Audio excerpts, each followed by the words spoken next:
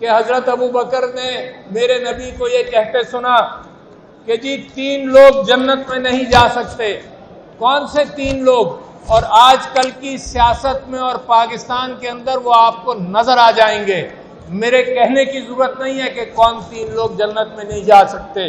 ان میں یہ کہا کہ ایک بخیل اور کنجوس ہو، دوسرا جو دھوکے باز ہو، اور تیسرے یہ کہ خیانت کرنے والا افسر ہو یا جج ہو جو خیانت کرے، وہ جنت میں نہیں جا سکتا۔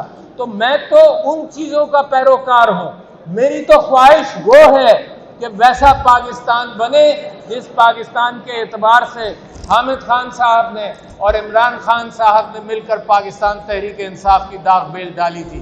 وہ پاکستان چاہیے، وہ پاکستان چاہیے جو قائد اعظم نے جس کے متعلق سوچا تھا، جہاں پر انصاف ہو، عورتوں کے ساتھ انصاف ہو، مظلوم کے ساتھ انصاف ہو۔ میں آپ کو یہ بھی بتانا چاہتا ہوں کہ میرے نبی کی زندگی کی شروعات کے اندر ان کی شہرت کی بنیاد انصاف تھا۔ ان کی شہرت کی بنیاد وہ کمیونٹی تھی جس کے ساتھ زیادتی ہوتی تھی۔ ریاست تو بعد میں بنی، ریاست تو جب بنی جب لوگوں کی تعداد بڑھ گئی اور ضرورت پڑی کہ جناب اب سب چیزوں کو کسی طرح سے کنٹرول کیا جائے۔ آپ اس بات سے بھی واقف رہیں کہ اسلامی ریاست کا قانون جو تھا وہ کبھی ریاست نے نہیں بنایا۔ اسلامی ریاست کا قانون فقہا نے، علماء نے اپنے فیصلوں کے ذریعے بنایا۔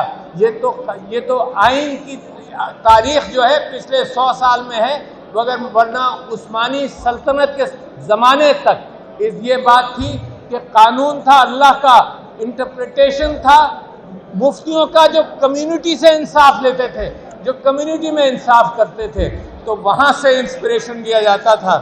میں آپ کو ان قاضیوں کا ذکر کرتا ہوں جن قاضیوں پر نے اسلام کی تاریخ لکھی۔ اس حوالے سے قاضی ابو عمر جب ٹیونس گئے تو انہوں نے ٹیونس جانے سے پہلے یہ کہا کہ میں جا رہا ہوں، میری چیزیں دیکھ لو، میری ایک بیوی ہے وہ میرے ساتھ ہے، میرے ساتھ ایک گٹھری ہے جو کتابوں کی گٹھری ہے، میرا ایک چوغا ہے، چند کپڑے ہیں، اور میں تمہیں دکھا رہا ہوں کہ میں جا رہا ہوں ٹیونس چیف قاضی بن کر، اور جب واپس آؤں گا تو پھر میرا حساب لینا کہ یہی چیزیں میرے پاس ہیں۔ اور جب وہ بوڑھے ہو گئے، ریٹائر ہو کر جب واپس آئے، پھر انہوں نے مجمع بندرگاہ پر جمع کیا اور کہا کہ دیکھو جو 3 چیزیں لے گیا تھا وہی 3 چیزیں لے کر آیا ہوں۔ یہ وہ پاکستان ہے جس کے اندر کسی کے اوپر آپ سوال کریں کہ تمہاری جائیدادیں کہاں سے آئیں، تو وہ کہتے ہیں کہ سوال یہاں مت کرو، نیچے کی عدلیہ سے شروع کرو، 10 15 20 سال میں گواہ مر جائیں گے، 10 15 20 سال میں ثبوت ختم ہو جائے گا، اس کے بعد میرا پوچھنے والا کوئی نہیں ہوگا۔ اور آپ کو میں یہ یاد دلانا چاہتا ہوں کہ ایک چیف جسٹس سعید الزماں صدیقی نے ایک محفل میں یہ کہا جب وہ چیف جسٹس تھے کہ ہار والا case open and shut case ہے۔ نتیجہ کیا ہوا؟ وہاں بھی ایک آڈیو ریکارڈنگ ریلیز ہوئی جہاں کسی جج کو کچھ کہا جا رہا تھا، پھر وہ کیس دوبارہ تحقیق کے لیے گیا اور ختم ہو گیا۔ یہاں پاکستان کی عدلیہ کے ساتھ لوگ یہی شرارتیں کرتے ہیں۔ میں آپ کے سامنے یہ بات رکھنا چاہتا ہوں کہ جس بنیاد پر یہ 6 ججز کھڑے ہوئے ہیں وہ بنیاد کیا ہے؟ وہ بنیاد یہ ہے کہ آڈیو ریکارڈنگز کی جاتی ہیں، وہ بنیاد یہ ہے کہ ویڈیو ریکارڈنگز کی جاتی ہیں، اور کتنا ظلم ہے۔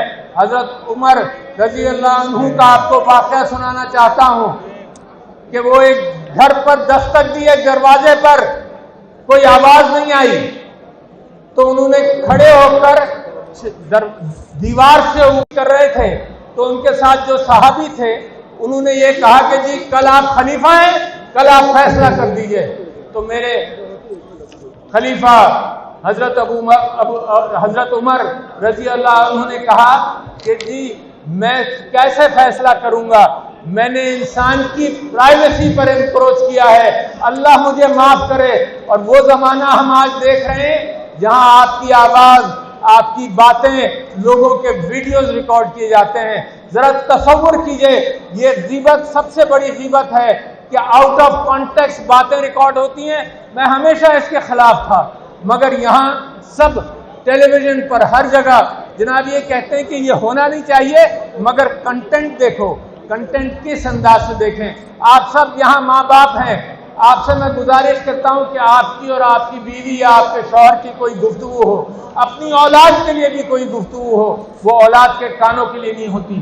یہ کیسا ہے کہ ہماری گفتگو اور لوگوں کی گفتگو عام کی جاتی ہے اور صرف شرارتاً عام کی جاتی ہے, دہشت گردی کے حوالے سے ریکارڈنگ کی جاتی ہیں, اور یہ معاشرہ ختم اور تباہ کیا جا رہا ہے. میں آپ سے یہ بات کرنا چاہتا ہوں کہ یہ ایک ایلیٹ کیپچر ہے جو پاکستان میں ہو گیا ہے. ڈیرن ایسیموگلو اور جیمز رابنسن کی کتاب ہے اکنامک اوریجنز آف ڈکٹیٹرشپ. وہ کہتا ہے کہ جمہوریت حادثاتی اعتبار سے آتی ہے, یعنی کہ لوگ کوشش کرتے ہیں, جدوجہد کرتے ہیں. تو میں وکلا آپ سے گزارش کرتا ہوں کہ جدوجہد کرو. پاکستان کی تاریخ میں جمہوریت حادثاتی اعتبار سے آئی ہے. ذرا سن لیجئے 3 واقعات. جناب علی, ایوب خان کا ایلیٹ کیپچر تھا, اور ایلیٹ کیپچر میں آپ کو بتا دوں ایلیٹ کس کو کہتے ہیں. ایلیٹ فوجیوں کو کہتے ہیں, تعلیم یافتہ لوگوں کو کہتے ہیں, وکلا کو کہتے ہیں. جو ایلیٹ ہیں انہوں نے کیپچر کیا. پھر حادثہ ہوا 71 کا, پھر جمہوریت آئی, پھر ضیاء الحق صاحب نے پھر کیپچر کیا, پھر حادثہ ہوا ضیاء الحق صاحب کا اپنا, پھر جمہوریت واپس آئی, اس کے اندر بھی شرارت ہوتی رہی. پھر مشرف صاحب نے کیپچر کیا, پھر بے نظیر کی شہادت ہوئی, پھر جمہوریت واپس آئی.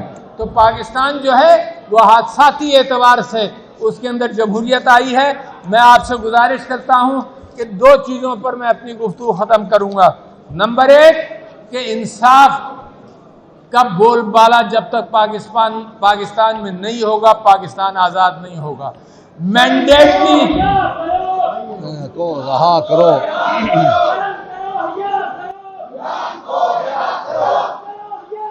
عمران کو رہا کرو, عمران کو رہا کرو, عمران کو رہا کرو, عمران کو رہا کرو, عمران کو رہا کرو, عمران کو رہا کرو, عمران کو رہا کرو, عمران کو رہا کرو.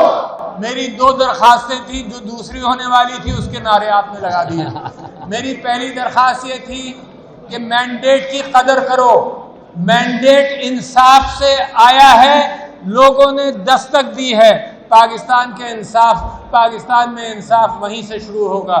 اور دوسری میری بات یہ تھی کہ عمران خان صاحب کے ساتھ انصاف ہو اور عمران خان صاحب کو رہا کیا جائے. یہ ذمہ داری ساری قوم کی ذمہ داری ہے. بہت شکریہ. کون بچائے گا پاکستان؟ تیری جان میری جان. عمران خان, عمران خان, عمران خان. کون بچائے گا پاکستان؟